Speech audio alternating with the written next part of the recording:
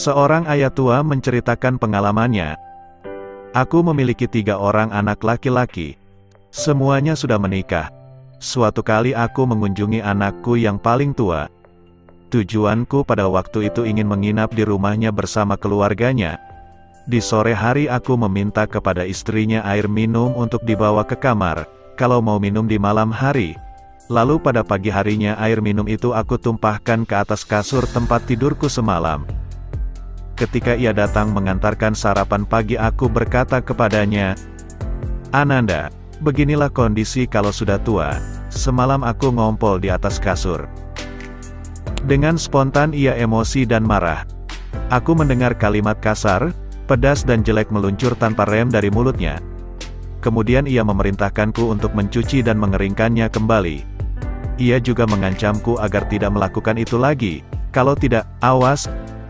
Aku tahan kemarahanku, aku bersihkan tempat tidur itu dan aku keringkan kembali. Hari selanjutnya aku pergi ke rumah anakku yang kedua. Di sana aku juga melakukan hal yang sama. Meledak marah istrinya dan ia memperlakukanku seperti yang dilakukan oleh istri anakku yang pertama. Bahkan ia melaporkanku kepada suaminya. Anakku diam saja, tidak memarahi istrinya dan tidak membelaku. Setelah itu aku memutuskan untuk meninggalkan mereka. Dan selanjutnya aku pergi ke rumah anak bungsuku. Di rumah itu aku juga melakukan hal yang sama seperti yang aku lakukan di rumah 2 orang saudaranya. Ketika istrinya datang mengantarkan sarapan pagi, aku beritahu dia bahwa aku semalam ngompol di atas tempat tidur. Sambil tersenyum ramah ia berkata, "Tidak apa-apa, ini keadaan orang sudah tua. Dulu berapa sering suamiku ngompol ketika dia masih kecil." Kemudian ia bersihkan tempat tidur itu. Ia keringkan dan ia beri wewangian. Siang harinya aku berkata kepadanya, "Aku punya seorang teman. Ia minta belikan perhiasan emas kepadaku, tapi aku tidak tahu ukurannya seberapa. Orangnya persis sebesarmu ini. Tolong berikan kepadaku ukuran tanganmu." Setelah mendapatkan ukuran yang ia inginkan, orang tua itu pergi ke pasar membeli perhiasan emas yang banyak karena ia punya harta melimpah. Kemudian ia undang seluruh anak dan menantunya untuk datang ke rumahnya. Ia keluarkan seluruh perhiasan yang sudah ia beli lalu ia ceritakan perihal sebenarnya bahwa ia sengaja menumpahkan air di atas tempat tidur.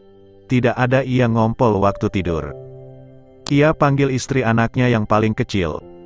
Lalu ia pasangkan perhiasan itu kepadanya.